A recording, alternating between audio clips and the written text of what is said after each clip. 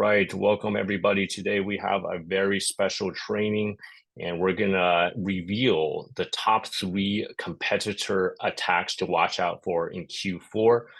These are some of the most crucial attacks if you're an Amazon seller to look out for, especially as we're gearing up for Q4. And I'm very happy to welcome our guest presenter, Chris McCabe. Welcome, Chris. How's it going?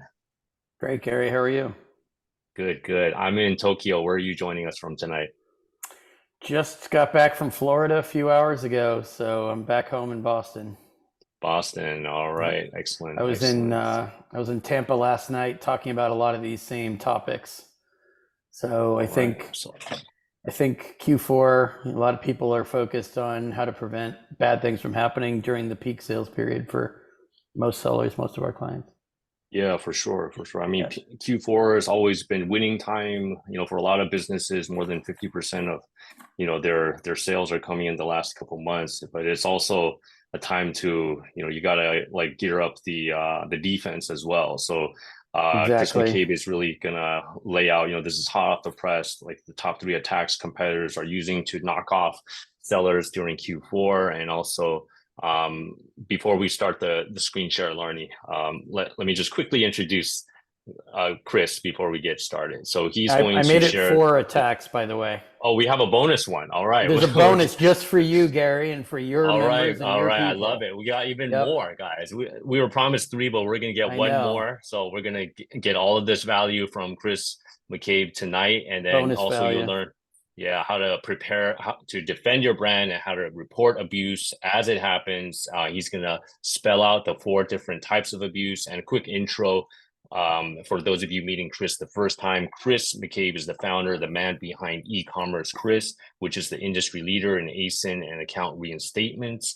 Their team is composed of experts on the inner workings of Amazon, and they have a lot of inside knowledge of what needs to be done successfully to reinstate your product. And they've also worked inside Amazon teams such as seller performance, executive seller relations, as well as Amazon seller performance investigators. So they know exactly how to communicate with Amazon so you can get the resolution you're looking for. So he's really drawing upon, so many cases that he and his team have worked on to successfully get sellers back. All right.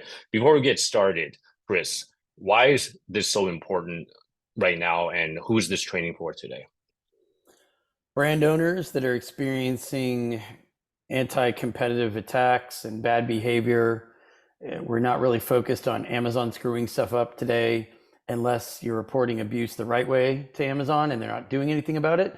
Then Amazon is screwing something up. We're focused mainly on what to look out for in terms of strange things happening to your top selling ASINs. And unfortunately, in some cases, people are losing their whole accounts over things like this. Yeah, Um, for sure. For sure. Most of the time, they're losing their whole account only if they're kind of wearing blinders or putting their heads in the sand or just not paying the right kind of attention, or bad things are happening and they're opening cases or they're talking to support. They're wasting crucial time doing things that don't help at all and don't matter, when what they should really be doing is responding aggressively but doing it the right way. So That's right. And yeah. in our pre-training survey, we surveyed dozens of sellers, over 50 sellers, and Mhm. I was a little surprised that 57% of the sellers self-reported they have been a victim of competitors' attacks. And I Yep. did see some examples of sellers being attacked. And also, I'd like to quickly welcome those of you guys joining us live.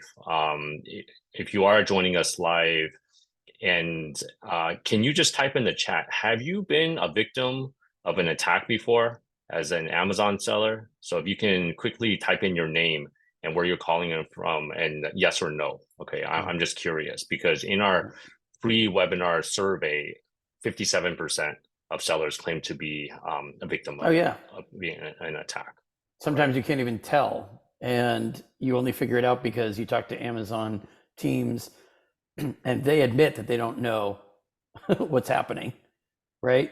It's hard to know if they're just ignorant of something going wrong that they're doing. But Right. usually if they can't, I mean, I'll kind of save it for the slides if you want, but Yeah, yeah. Okay. sometimes the Amazon staffers and investigators, I mean, they can't really say, oh, I think somebody's attacking you, and you're not safe Yeah. on our marketplace. They have to say something else. Yeah. They have to say something more digestible, like, I'm not Right, sure why right. this is happening. They Try have this to to fix cover it. their you know what's, right? Right, So they can't really right. So anyway, come straightforward. Okay, just wanted to so a throw that couple in. comments. Yeah, for sure. And a couple comments in the chat. Eduardo from New York City says, yes, he has been a victim of an attack. Josie says, no attack that I know of. Okay. All right. And I did get some feedback from a number of sellers that have RSVP'd, and we'll share some of the questions as well as some of the attack scenarios towards the end after Chris's slides. All right. So without further ado, Chris, let's go ahead and start the training. And Larnie, if you can share screen, please. Yep. So instead of 3 competitor attacks, we're going to pick out 4 to focus on. These are the top 4. These are not the only things that we expect to see in Q4. So new things happen every year. Not always things that we've seen in the past, but then there are also the reliable Q4 type attacks. And unfortunately, we see a lot of this in October and November during holiday peak. And unfortunately, also, sometimes Amazon's slow to react to things that are happening pervasively. They know some trends.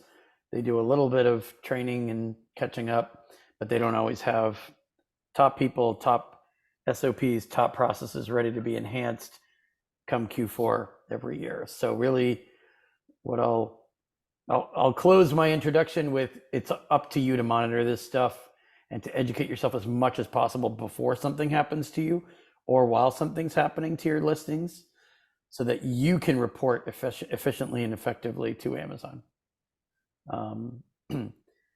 Expecting Amazon to maybe slip up and not really know what to do about it initially. You might have to come back a few times to get it right. We can go to the second slide. So different types of abuse. Let's start with backend keyword abuse. A lot of sellers have experienced this. Some people are still not using flat files. I'm not sure how they survive in this day and age without using flat files, but ASIN contributions made to the backend, where a seller who's not the brand is making a negative contribution to backend keywords, inserting offensive terms or anything that's likely to get the listing flagged and suspended in a vacant field. Sometimes it's words like cannabis, COVID, coronavirus. It could be marijuana, weed, things like that. We've seen every kind of violation type term at this point. A lot of sellers were leaving vacant fields. They shouldn't have been left vacant. Somebody overwrote their flat files with a separate entry, and or used vendor central, which retail contributions are supposed to be from the Amazon side. Sometimes other sellers who have a vendor central account are finding ways to insert keywords into the back end to get listing reviews triggered, to get the bots triggered to suspend a listing. This is a commonly known tactic. Sorry, can I quickly ask, because I suspect this happened to one of my products some years ago. I was selling a kitchen product, and for some reason, like suddenly it wasn't ranking for our top keywords. We were ranking Amazon's choice badge, and suddenly like it just stopped displaying, and then we were flagged for being an adult product. And I'm like, this is like a kitchen tool, right? So I suspect, now I was reading through some of the other reader submissions. I think that maybe some unscrupulous competitor put in something, like maybe I left one field blank. They put in, I don't know, like sex toy, or I don't know. Exactly. That's right? exactly it. Right. And I was going to get into that a little bit later, because sometimes sellers get your entire product line pushed into adult, which of course is like the search Siberia. It's just an attempt to kill your sales rank, right? And it really hurt that business. I don't even think I ever recovered. I got it back, but then it slowed down the sales. So I don't know if you'll get into this, because I know several other people were asking about this. Like, if you do successfully recover and you lose the sales velocity, I mean, what steps can you take to kind of regain that, if it's even possible? But there are some services and consultants out there that try to help you regain sales rank quicker. Obviously, that's not what we do, so that wouldn't be the type of thing we'd advise you on. Yeah. But the quicker you catch this, the worse the damage. I'm sorry. The more that you don't catch this, the worse the damage to your sales rank. The quicker Right. you catch it, you limit the damage. Yeah. So we're trying to teach people to just set up whatever tools, software you need, get alerts whenever there are changes. I mean, you Yeah. can go to the next bullet on this, because we're also actually, you can put all four of them up if you want. Yeah. People are making edits to detail pages, and to try to get those pages flagged. There are a lot of ways that they can get an ASIN suspended. Sometimes they're just teasing the limits of what they can do, and they might even know that you can eventually fix it, right? Same thing with competitor buyer accounts buying to report expired product. Even if we have tons of brands dealing with this right now. Their products are nowhere near expiration, nowhere near. But enough buyers buy and report expired, Amazon will send those copy and paste listing takedown messages, or the safety problems, right? This was kind of a big deal 2 years ago, maybe last year. I went to the hospital using keywords like hospital or injury or bleeding or hazardous. Anything like that could present a trigger. And of course, when Amazon created these bots and algorithms, they never have abuse in mind. How can this be manipulated? How can this be used by bad actors? It seems like they never ever think of this stuff until it happens. That means you have to anticipate it, right? Whether it's the backend keyword abuse or just detailed page. I mean, I call it hijacking. Sellers use listing hijacking in the wrong way most of the time. They're talking about resellers offering on their detail page their branded products. A listing hijack is somebody takes over your listing and changes the images, or they change the bullets, or they rewrite the title. I've got a client right now, every Friday at midnight, something like that, somebody's inserting things into his title, like warranty doesn't apply, or some seller specific info, or putting his seller name in the listing, not the brand name, but the name of the storefront. Complete abuse, sometimes with the help of internal actors, which I'll get to later. I mean, I think since you and I have known each other now, some of the black hat techniques that involve Amazon employees have gone from hidden to very obvious and very public. So we can have maybe a bigger conversation about that tonight. Yeah. Yeah, definitely. And point number two, the wrong images. I've been a victim of that as well. Like suddenly someone puts up an image like, oh, this product is horrible. Like red letters, right? They swapped out one of my kitchen product images and just put in like, this product sucks, or there's some defective, etc. Yeah, that should never happen. All of these things should be preventable on the Amazon side. They have to be motivated. And I have brand registry, I have my trademark. I thought I was protected, but that stuff. So I just thought I'd put these four on this slide. We can, I mean, the last one I'll talk about in a bit. Basically, the last one is just somebody's trying to frame you for reviews abuse. They create a Facebook page that looks like you own it. It looks like you're trying to promote your product and they made it based on your product. Trying to create sales funnels that are obvious sales rank manipulation or reviews abuse to make it look like you created the sales funnel. That's all that really refers to. There's lots of ways that people do this, but Amazon was just slow to understand that somebody could fake all this and make it look like it's you. So we were working with people who were being accused of this type of abuse, and some of them had their whole account suspended. They did none of it. It was all a bad actor portraying them out in space as somebody who was using illicit practices, or hiring a service to do it. We can go to the next slide. Obviously, lots of kinds of abuse out there. We're going to touch on a few of the main ones we see in Q4. The giveaways are still happening. I mean, I'm talking about abuse you can report if you see your competitors giving away free product. Whether or not they ask for a review, that doesn't matter anymore. It used to matter. Doesn't matter if you ask for a review now. If you're getting a bunch of 5-star reviews because you give product away, you could be reported for that. You could be suspended for it. So whether you're reporting somebody else or you're doing it yourself, that's important to know. There's Facebook groups, there's Telegram groups, there's all kinds of stuff going on where abusive practices and illicit behaviors are discussed. Sometimes there's fee Sometimes you're paying a fee to be in a group where these things are discussed. Sometimes you're paying fee for service for each type of black hat. Black hat services, I think at this point, everyone understands what this term means. Everyone knows they're out there. Everyone knows that unless Amazon sues the people behind them or specific companies, that they'll be very chop shop type and they'll disappear and they'll come back in another form. It seems like Signal groups and Telegram groups are especially bad for somebody discovered it, somebody reported it, shut it down, move everyone to another Telegram group, start the whole thing up there, offer lots of illicit services. You'll always have takers. You'll always have sellers who think they can get away with it. So even though Amazon's it's like a cat and mouse game, right? Well, I mean, it's worse in a way because now people know that Amazon's actively trying to solve this problem. But back in the day when Amazon wasn't trying to solve it, I'm sure you wondered like, well, if they really leaned into it, maybe they could clean most of this up. Now we can see what Amazon's trying to do to solve it, and it's not working. So in a way, it's worse because they're putting resources and time and people and energy behind it, and they're still not tracking down enough people. They did track down a lot of consultants, right? The federal indictment, all of them ended up pleading guilty. Some of them ratted each other out. Some of them probably ratted out the customers, the services, ratted out the clients who paid them to pay bribes to Amazon employees. That's a public story now. They all pled guilty.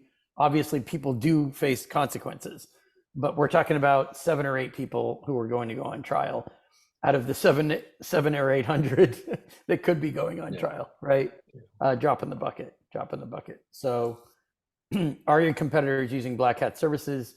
Who are they? Can you try to figure out who they are? Can you try to figure out what they're doing to you? Can you try to figure out what the black hat services are known for? Sometimes they send representatives to conferences. I've heard about this. I've seen it personally a couple times.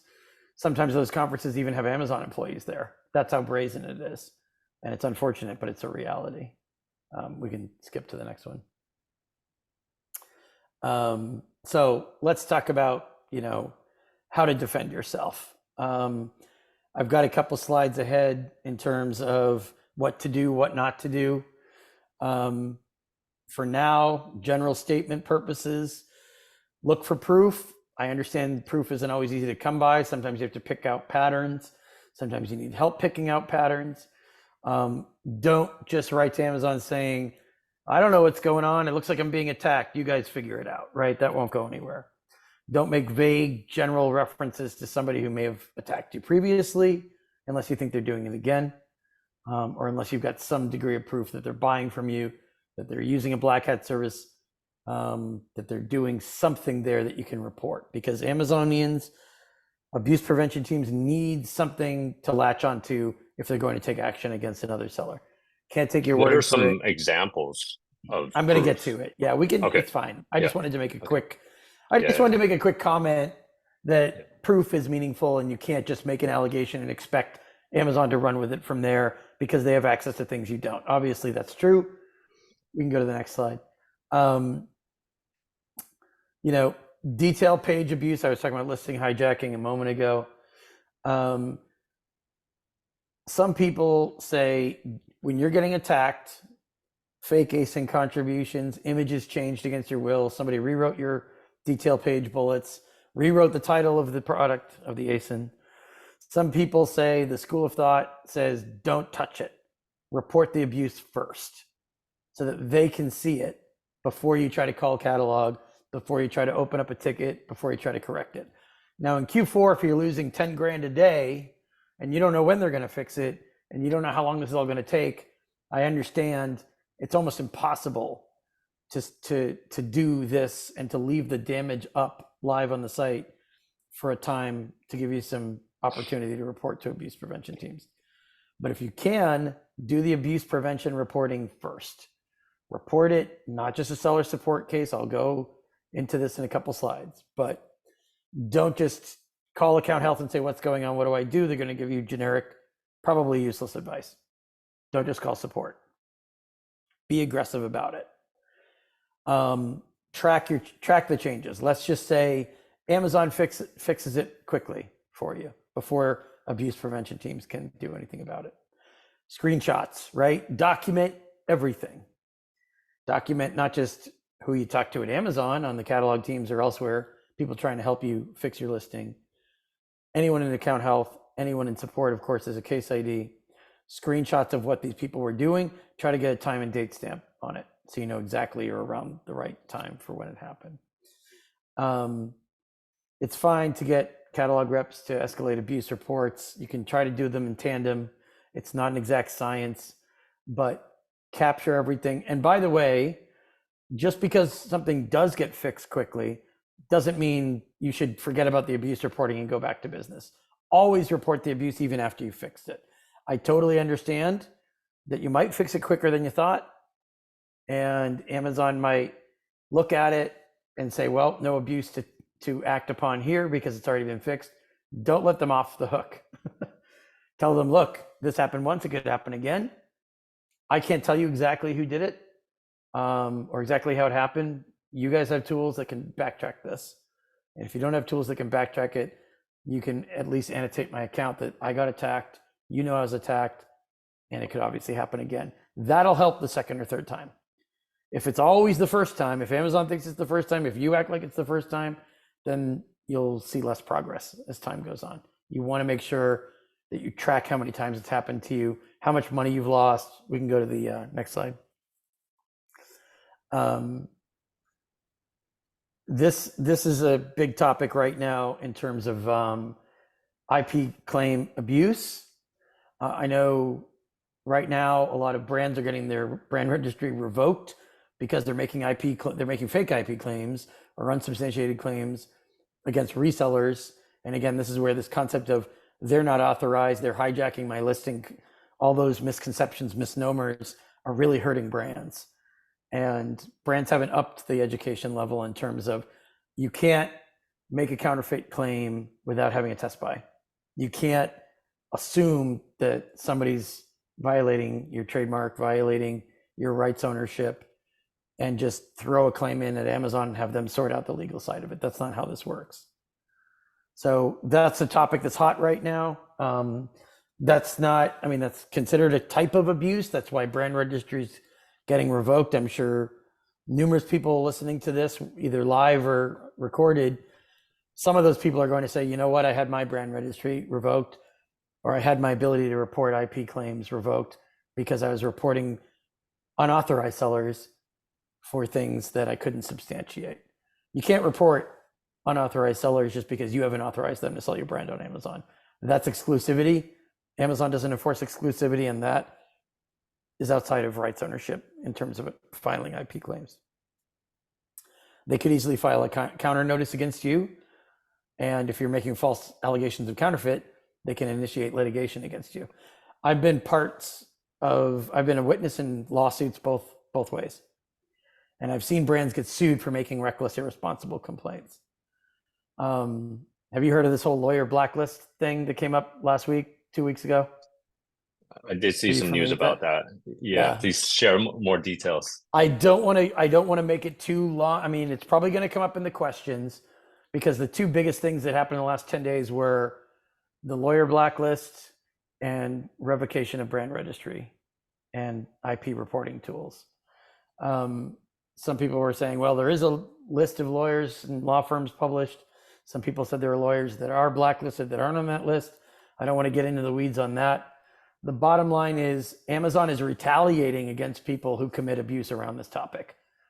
And you do not want your brand registry revoked simply because you don't know how to report IP claims, or simply because you hired a lawyer who wanted your money and didn't care if they were going to get you suspended or not. And lawyers damage the sellers and the brands they work with all the time in ways that, from my observation, they don't take responsibility for, or they try to upsell you on a solution fee in addition to whatever they charged you to get you into trouble, right? And a lot of this is going public now, and it's becoming much better known. Amazon already detested some of these practices and detested some of these law firms, but they did it privately. Now it's going public. If your brand is associated with some of these shady lawyers, you could pay a heavy, heavy price. So sourcing or hiring a lawyer not just lawyers, also brand protection agencies or even account management agencies. This is going to be your responsibility. Amazon is not going to listen to your complaining if you get suspended or revoked and you're pointing fingers at all these people you hired that you shouldn't have hired. They're going to blame you for not doing your homework. So it's a really big topic right now. I'm not going to spend, 20 minutes on it, but I'm sure it's going to come up in the Q&A. We can go to the next slide. Yep. Like I said a minute ago, do not rest your entire abuse report on anger, frustration, speculation, innuendo. We think it's this party. We don't know, but it might be those guys. We've had problems with them before, but it might not be them this time. If you qualify everything and make it all conditional, you're giving them reasons to throw it away. I'm not saying make stuff up, because the more you make up, the more it can come back on you. So don't do that, obviously. But don't give extraneous information. Stay on the topic. Don't talk about how you wrote an email to Jeff at Amazon and you're angry that they didn't answer it because you shouldn't have sent that email in the first place in most cases, from what I can see.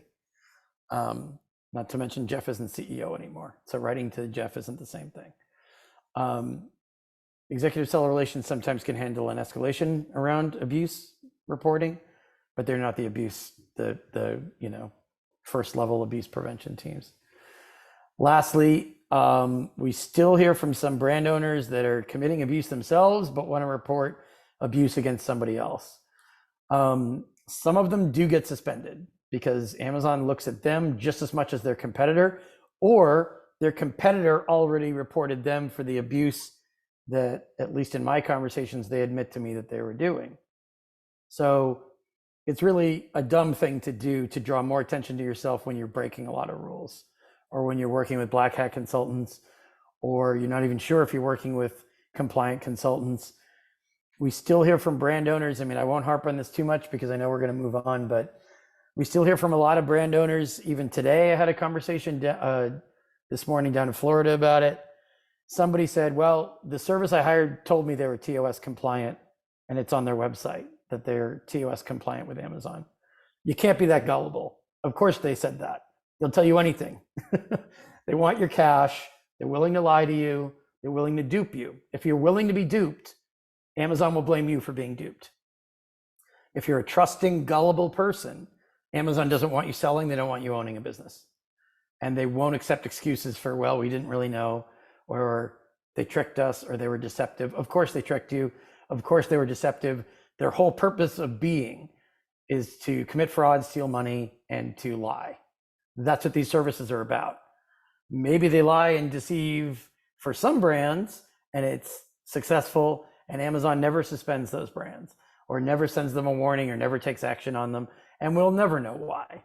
But for you to assume that you're going to slip through the same way some competitors of yours did, or some other seller you met at a conference, or some other guy or woman that you met somewhere, that's ridiculous to assume that, and you're risking your whole business.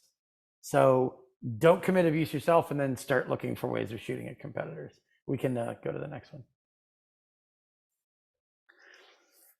Introducing the issue, keep it clean, meaning like a page and a half. If it's really detailed abuse where you get tons of ASINs involved, tons of links to different, it's ASIN variation abuse, and they're also harvesting reviews from zombie listings, and they're doing this, and this.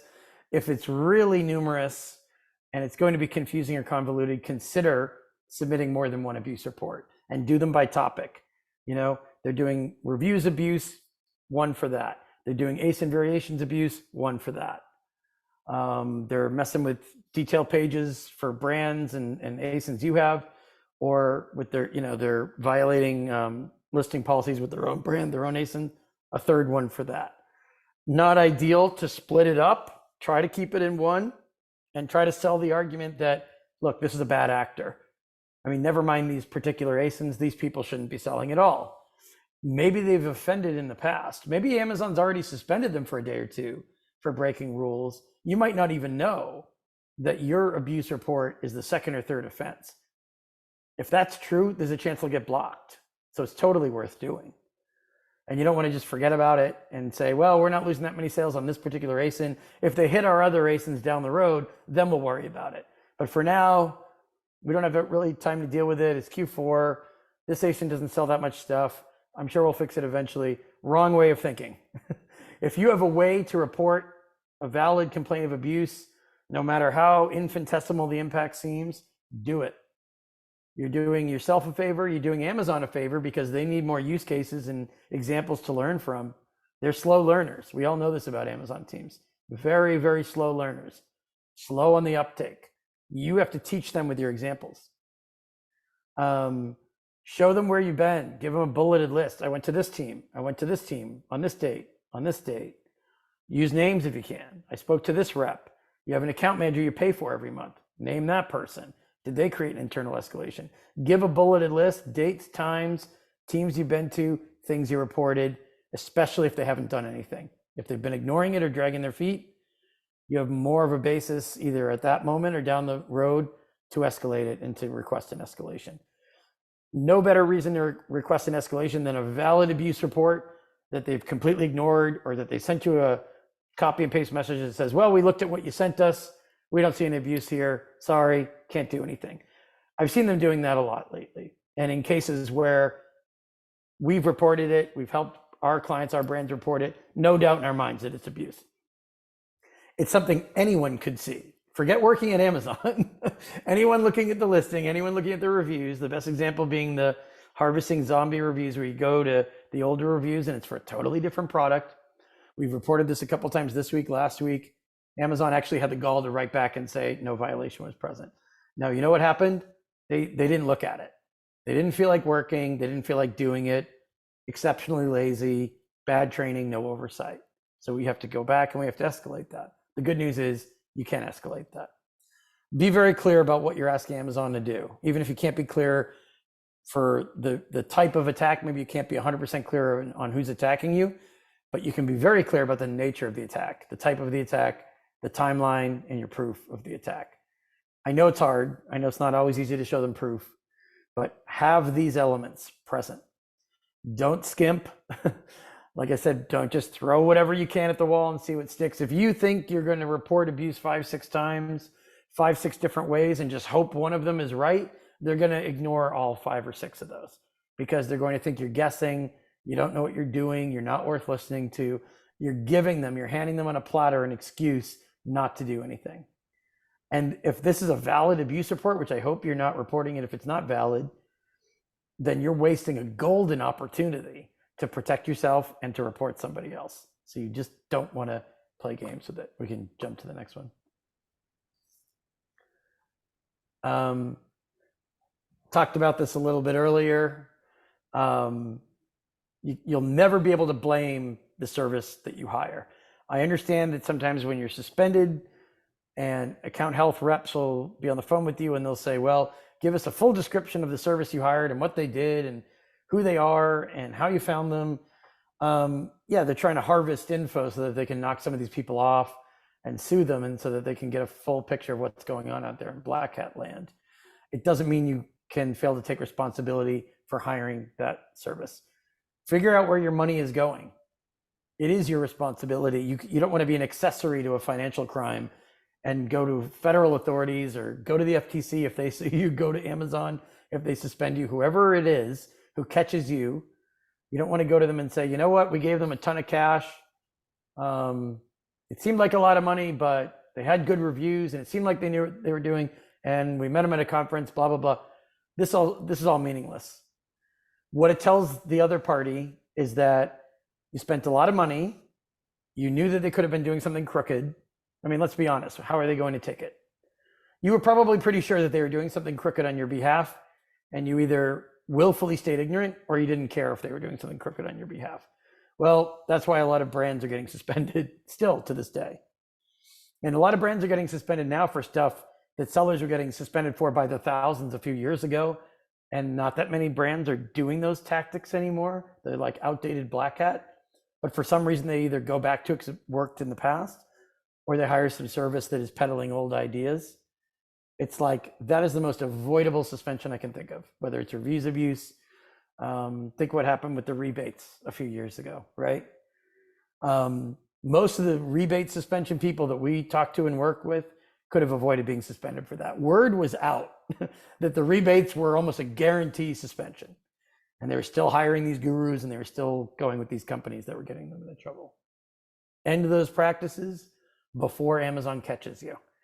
Then at least if you get suspended later, and some people do get suspended for things they were doing 9 months ago and have not done since. I know it seems unfair at the time, but you've got a much better means of defending yourself if you've got 9 months of clean track record since you ended those practices. Maybe the worst you'll see is a few reviews get deleted, or even a few hundred reviews, but you won't get suspended because Amazon, hopefully you can prove to their satisfaction that you haven't been doing anything else for those 9 months. But if you stop today and they come to you in 2024, you can say, we knew we shouldn't have done that. We knew that was wrong. We knew it wasn't compliant. We stopped doing it 12 months ago. Much better chance of getting reinstated. I could go on and on and on about don't hire black hat services. I understand that there's a certain percentage of sellers that will always be interested in hiring a certain percentage of black hat services, but now is an excellent time to stop doing that because Amazon's getting better at tracking it. The feds, the government, the FTC is much more interested in tracking it and suing some of these people.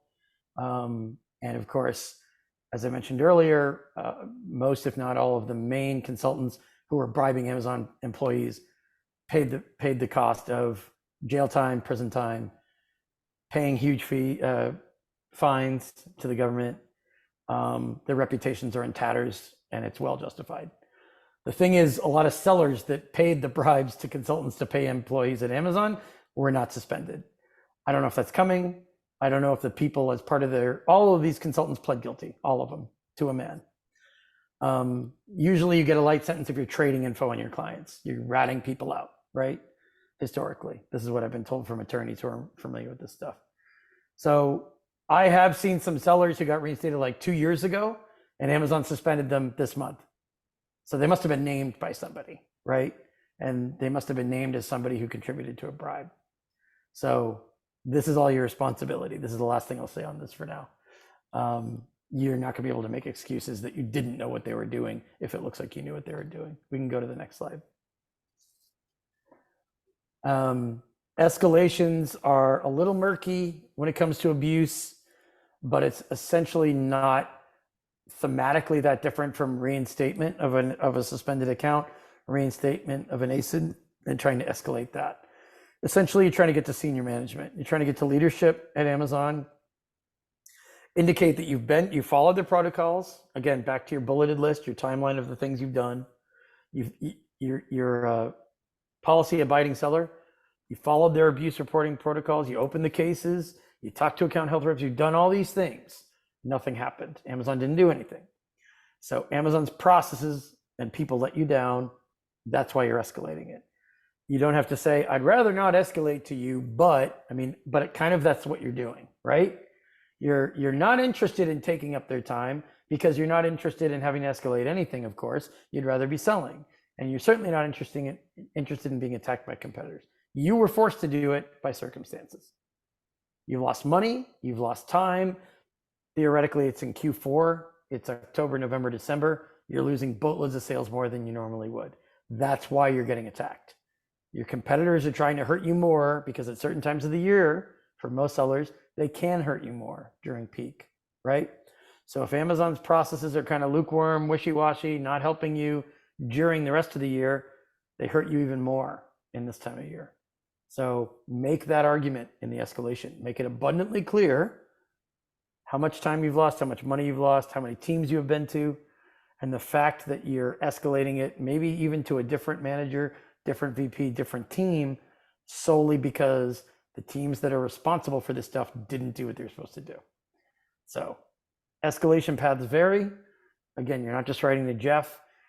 I try to identify the people who are responsible for, partner trust and safety and the abuse prevention area. Amazon has contributed more resources, dedicated more people to abuse prevention at on the marketplace. More people at the company are dedicated to this. So, Chris, can I just like to clarify escalation? Yeah. If let's say I was a victim of one of these attacks. I've been trying to get through to Seller Central to get them to fix it, but nothing's happened. Who do Mhm. I ask to be escalated to? Is there a particular language or like, position that we should ask to be Go escalated to to? executive seller relations first. Mm, Um, I mean, try to get somebody management level on it.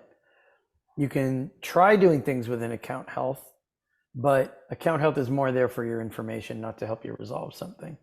If it depends on what it is the short answer. If it's catalog, you can mm, get catalog reps to help you escalate it. Sometimes you're going to be sending an email from your primary and telling them I can't open cases anymore. I can't make phone calls anymore. None of that's working. I'm still getting attacked. And don't forget, the longer the attack goes on, the more bold your attacker is because it's working like a charm. They might attack you on other ASINs. If they see that you don't know how to aggressively escalate something by calling out senior management, and at this point, lots of people know the names of the executives who are in charge of managing different parts of the marketplace. You can use Twitter too. A lot of people are getting some people are getting a lot of this resolved by tweets and asking enforcement teams to review the info in the tweet and to contact you. We've had people who did tweets who got phone calls later in the day from relevant teams. And escalating within account health management. Account health managers know that you can't get to seller performance, my former teams. You can get to them, the call me now button. So they know they can't just give you some generic advice and call it a day and walk away. They know you're going to ask them to escalate it for you. So a lot of sellers are also imploring and going after account health managers and getting them to escalate it with the abuse prevention, seller performance, policy enforcement teams, or VP level management. Okay, So sounds in a good. sense, you go where you got to get it done.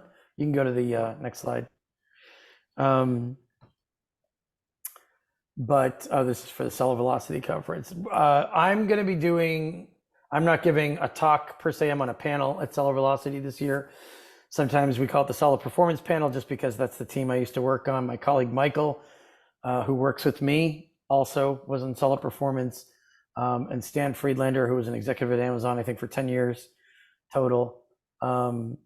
He's former Amazon. So we have a former Amazon panel where we're going to be talking at least in part about issues like this, because of course our conference is October 11th and 12th, right as you're getting into the heavy selling in Q4.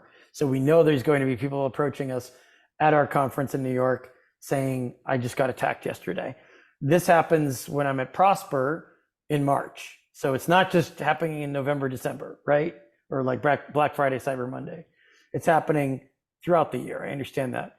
The attacks tend to be worse in Q4. They tend to be more varied. They tend to be more persistent. ASINs are also prone to be down longer because there's so many people trying to appeal when all these ASINs go down, and it just takes them longer to read your appeal. Sometimes you can get reinstated in one appeal, and it's not even that you have to escalate it or that you have to appeal it so many times. It's just the higher quantity. The more attacks there are, the more ASIN suspensions there are. The more products go down, the more people appeal, the more calls to account health. Everything spirals, everything gets worse, and everything takes longer. That's why you have to do as much as you can to monitor, what's going on. So just before we jump to the questions, I just wanted them to know, originally I gave you the code for 20% off. The AMZ NYC code is for 30% off. So that's a higher All right. amount. Yeah. So tell us more about this in-person conference, the Seller Velocity Conference. This is going to be in New York, October In New 11th to the York, 12th, right? Yep. So similar to last year, we have a 2-day event, one city day and one get you out of the city day, get you away from the day-to-day ops of your account. Focus on networking. Rub elbows with people who are experts who are on panels to answer your questions, but also they're having a drink and eating, and not just going to a kind of loud, obnoxious party with you. We're getting you out to kind of a quieter place where you can have more meaningful conversations. Where's it going to be exactly? It's about roughly an hour north of New York City. So for people who do the VIP day, which is if you get a ticket to both days, The first day is the conference day. The second day is the VIP day. The VIP day is the day that's out of the city. So the first day is the conference day. Conference day is what you'd expect: presentations, networking sessions, Q&A, everything you'd expect at any meaningful conference, where, like us, you've got a different expert for each area of selling. The panels, the ex-Amazon panel, our platinum sponsor panel, that's going to be on day 2, where you get away from the presentations, a little bit less of the presenting and a little bit more of the conversations, networking, and deal making. Our conference has had a lot of brands get acquired by aggregators. I know that might not be a hot thing right now. 2021, we had multiple brands who attended get acquired based on aggregators that they met. And a couple of years ago, for instance, we had Thrasio was our biggest sponsor a couple of years ago. And also making and forming relationships with agencies and service providers. We are niche consultants in terms of we stick with what we're experts in. We don't dabble in everything. And so we love to introduce brand owners to experts in areas that we don't cover, that we're not high level knowledge of. Emma Shermer-Tamir, Marketing by Emma, listing optimization expert. Gatita, of course, we know, reimbursement claim experts. Bradley Sutton's going to be there. Brandon Young's going to be there. Well-known people, very well understood what they're experts in terms of, brand evangelism, and obviously Brandon, very data focused, data dive, and seller systems. But long story short, this is a great conference. It's not a giant conference. We cap it at 100 people because we want the intimacy to be there, and we want people to have all their questions answered. The one problem with big conferences is that I never, even when I make a lot of extra time to talk to everyone, I never have time to answer everyone's question unless they come to my booth, right? And sometimes I don't have a booth. And of course, you can just email me and call me and we can find time to talk.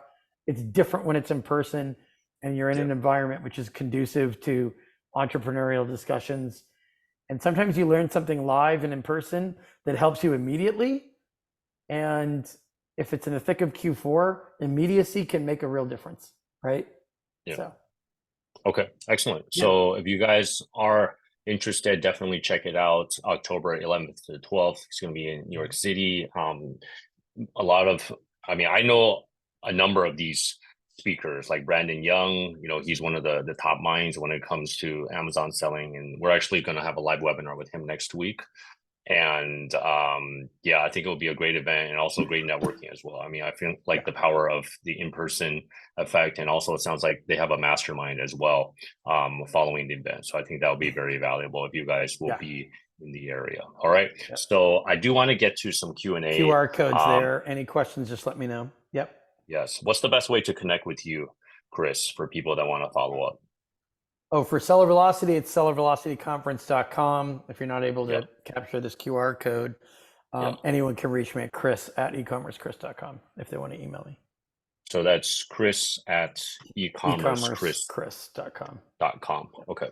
If you're interested in, if you don't want to email me and you want to just learn more about the conference, it's sellervelocityconference.com. Okay. But I want to make sure everyone has access to the discount code, obviously. Okay, excellent. So we have a few minutes left for questions. So anyone that's still joining us live, please feel free to drop in the chat if you have a specific question related to suspensions, attacks, etc. Chris has a wealth of knowledge. I do have some pre-submitted questions that I'd like to get to. There was one question from Carl, who was a victim of an attack. He said he was a victim of several attacks, listed my products in the European market with prohibited product keywords, claimed IP infringement on my own trademark, false food, health, safety compliant, bombed my feedback with negative feedback, etc. Any way to protect others to modify or create unauthorized listings for my brand? From Carl. Yeah, so I actually neglected to mention the whole other, international marketplaces that you don't sell in. Sometimes they can create a listing for your product and use illicit keywords there. So certainly monitor and keep an eye on what's going on in international marketplaces. that you don't sell in terms of IP, try to register your trademark in all of these marketplaces, even if you don't sell. First of all, someday you might sell in those marketplaces. Let's say you don't sell in the UK today, but I mean, you could in the future, you don't know. Register your trademark there, do it in Canada. Think about the fact that you have to protect your flank. They could come at you from any area of weakness that you present, and it doesn't take them long to figure out if you've got a trademark registered in those marketplaces. In terms of the food and safety complaints, it's a bit of cat and mouse in terms of, reporting. These are part of a pattern. Try to establish a pattern, try to put the pattern in front of Amazon. I know everyone kind of perfected a long time ago how to use buyer accounts to buy from competitors and not make it look like it's tied to the brand that they own. The bot army stuff, right? But Amazon's aware of that too. So if there are patterns in the same phrases being used in the complaints, the same timing of the complaints, things like that, try to use that to your advantage to at least put something of a pattern in front of Amazon investigators so that they have somewhere to start and they have somewhere to go from. Because if you're just giving them conjecture, they won't be able to do it. In terms of, I'm sorry, what was the name of the question asker? Carl. In terms of the specifics, in terms of what you can do about it, abuse reporting and escalations, obviously, we can have a longer discussion about the details of how you're being attacked, how often, who it might be, and so forth. You can get in touch with me for that.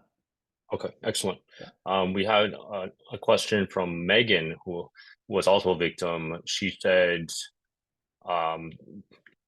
someone replied to questions on our listing page submitting violations. Yeah.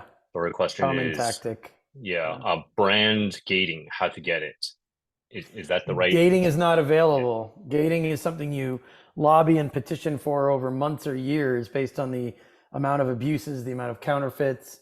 Counterfeit's a little different because they just push everyone to transparency right now, right? They say we created this program, use the transparency codes, be a part of that program, and maybe stop complaining about so much counterfeit, right? But if you can show patterns of abuse, essentially the only people getting gating now are the ones who go to Amazon and say, there's nothing that exists that'll help me protect my brand, and you guys can't protect me either. Can't protect myself. You can't protect me. I can't sue you for not protecting me. I need gating. Gating's the only solution left out of all the things that exist. Those are the people we've talked to and know of who got gated. That's like a long campaign of providing regular attacks, regular info, and pressure on all the teams that you can find, including Amazon Legal. So okay, all right. Another question from Juliana.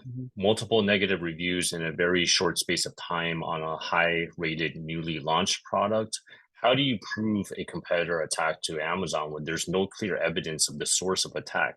How do you overcome an account suppression very quickly without outside help? From Juliana. Well, yeah, first consider whether or not, if it's a newly launched ASIN, like you said, I mean, are you getting samples of every batch sent to you, not just to FBA? Are you double checking? I'm not saying just to Juliana, I'm saying to everybody. Are you making sure that there's no bad batch of product, right? You don't want to assume it's a competitor just because you get a rash of complaints. When I'm talking about establishing a pattern, obviously it depends on how sophisticated your attacker is, but if the buyers look like they're saying the same things in the same ways, then you can draw some similarities between otherwise apparently unrelated buyers. Similar language being used. Sometimes you can look at the reviewer.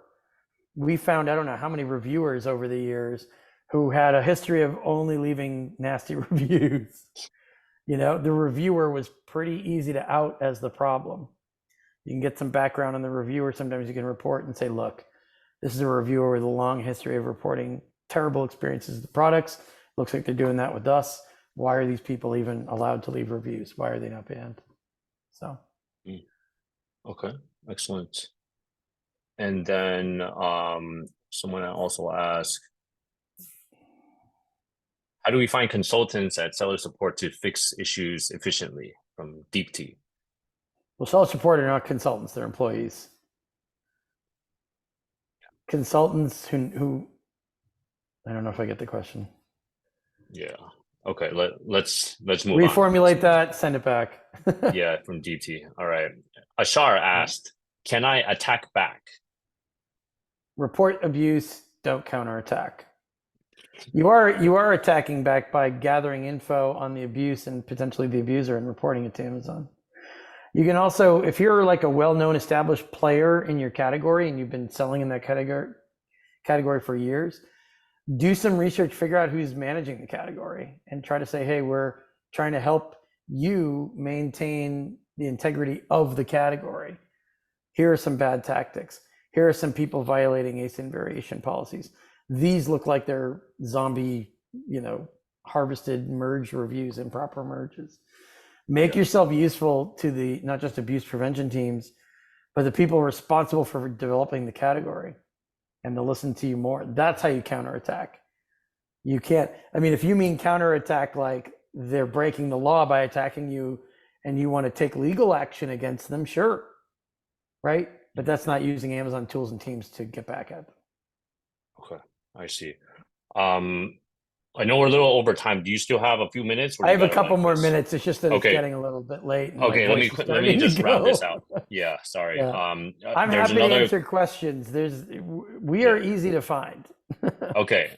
Let me just take one more question from Ankit, who said, competitors are cheating the system, black hat. What can you do? Other brands still do rebates and review manipulation, gaining superior position for search terms, while we end up spending more by following the rules, and it hurts our profit margins and sales. Big struggle, as Amazon is not doing anything or taking action. And what to do about other brands manipulating the algorithm by fake reviews and gaining superior spots. And we can't even rank by following Amazon's rules. How do you overcome this when Amazon's not suspending others? From Ankit. Yeah, some of that is make sure you're doing everything you can to have positive sales rank.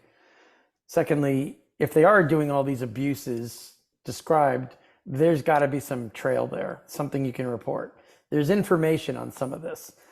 There's ways of tracking it. In terms of Amazon's not doing anything about it, Amazon is often reacting to things. They're not proactively taking care of something before it's ever even a problem. So this is typical that, they are doing things about it when you report abuse properly. They're not doing enough to prevent it from happening in the first place. We can all agree on that, but that's a story for another time, because it's probably going to be a long time before they can be masters of the universe and stop so much of it from happening at the outset. At least if it's happening to you, there's something you can do about it by figuring out if they're doing review manipulation. Figure out how they're doing it. Get some screenshots together. You can buy from a competitor. You're not necessarily going to be punished for harming a competitor if you report them for something that is a valid complaint. Anybody, a buyer, I can report somebody, you can report somebody, a buyer who doesn't like a seller can report somebody, a seller can report a seller. What matters is it a valid complaint? Can you substantiate it? Right.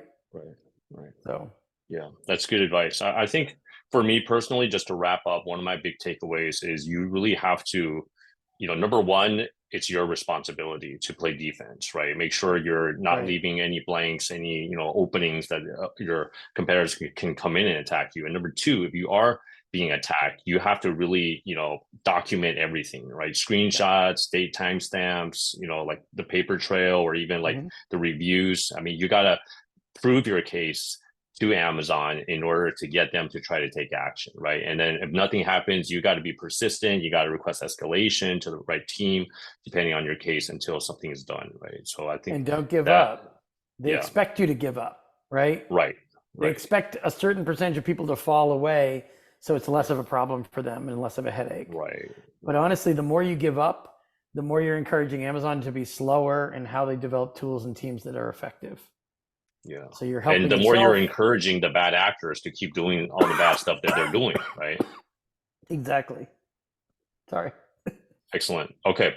Thank you so much, Chris. So again, want to remind everybody of the Seller Velocity Conference happening in New York City next month. And I just dropped the URL in the chat. Can you give the coupon code again? Because you did have a different one from the one that we were talking about before. Was it NYC? Yeah, the one I gave you is AMZ NYC. Okay. So And I can, AMZ NYC. If you do join, tell Chris that Gary sent you. right. I'm just doing this to help. I'm not any affiliate of any sort because I respect Chris and the stuff that he's done, and he's also sponsoring our seven-figure That's right. Amazon Japan mastermind as well. Last April, and I hope to get him to come next April as well. We're putting the final touches on that. All right. So Okinawa. Yep. yes, okay. I do have to run. So thank you so Thanks, much, guys. Chris.